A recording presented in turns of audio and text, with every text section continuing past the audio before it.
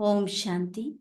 अक्सर हम ईश्वरीय महावाक्यों में सुनते रहते हैं कि कैसे शिव बाबा आकर के अहिल्याओं कुब्जाओं का भी उद्धार करते हैं। तो वो अहिल्या कौन थी, आज हम उसकी कहानी सुनेंगे। बताते हैं कि अहिल्या गौतम ऋषि की पत्नी थी। दोनों ही जंगल में एक आश्रम में रहते थे और बड़ा ही शांति पवित्रता का जीवन व्यतीत करते थे, ध्यान मग्न रहते थे। लेकिन एक दिन गौतम ऋषि जब किसी काम से बाहर गए हुए थे तो इंद्रदेव अहिल्या की सुंदरता पर प्रभावित होकर अपवित्र संकल्प लेकर वहां पहुंच जाते हैं और वो गौतम ऋषि का ही रूप धारण कर लेते हैं। और गौतम ऋषि का रूप धारण करके जैसे ही कुटिया में प्रवेश करते हैं तो अहिल्या तुरंत उसे पहचान जाती है और कहती है कि मेरी सुंदरता ने देवों के देव को मोह लिया। तो अहंकार के वश होकर उनसे पाप घटित हो जाता है। और जैसे ही पाप कर्म हो जाता है तो एकदम से उसको गौतम ऋषि का विचार आता है और अहिल्या डर जाती है कि गौतम ऋषि तो अपनी आध्यात्मिक शक्ति से तुरंत पहचान लेंगे। वो इंद्रदेव को वहां से जाने के लिए कहती है।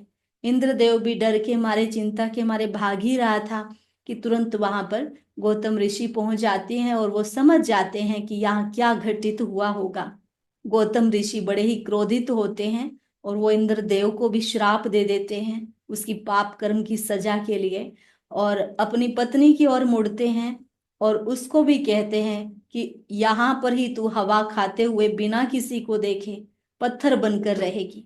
और वो तुरंत स्त्री से पत्थर में बदल जाती है और गौतम ऋषि भी श्राप देने के बाद आश्रम छोड़ करके हिमालय की ओर प्रस्थान कर जाते हैं और वहां पर बड़ा सादगी भरा जीवन व्यतीत करते हैं। और उधर अहिल्या जो कि पत्थर बन चुकी थी, सालों गुजर जाते हैं, उस पत्थर पर घास फूस भी उगाती है। तो एक दिन राजा दशरथ के पुत्र श्री राम और श्री लक्ष्मण जो कि वहां से गुजरते हुए मिथिला जा रहे थे, तो वो आश्रम की दुर्दशा को देख करके थोड़ा हैरान होते कि यहाँ पर क्या हुआ होगा। तो वो उसे जानने के लिए आश्रम में प्रवेश करते हैं और जैसे ही श्री राम ने वहां पर कदम रखा तो उसका पैर उस पत्थर को स्पर्श हुआ और अहिल्या फिर से पुनर्जीवित हो गई। मतलब पत्थर से फिर से अपने स्त्री रूप में आ गई, श्राप से मुक्त हो गई। तो वो श्री राम का बहुत बहुत धन्यवाद करती है कि आपने मुझे श्राप से मुक्त कर दिया, मुझे फिर से पत्थर से अपना स्त्री रूप दे दिया।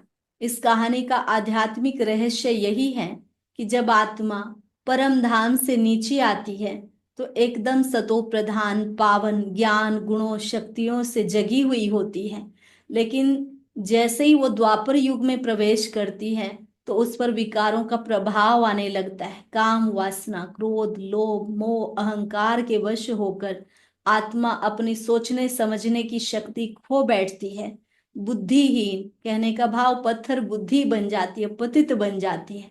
कलयुग अंत में जब आत्मा पूरी पत्थर बुद्धि तमो प्रधान बन चुकी थी तो परम पिता परमात्मा का धरती पर आगमन होता है और वो आत्माओं में फिर से ज्ञान की ज्योति जगाते हैं, उनके दिव्य गुणों को फिर से जागृत कर देते हैं और आत्मा पत्थर बुद्धि से पारस बुद्धि बन जाती है और फिर से अपने उसी सुंदर दैवी स्वरूप में आ जाती है। और अब ओम यह एक बहुत अच्छी वीडियो भी ज़रूर देखें।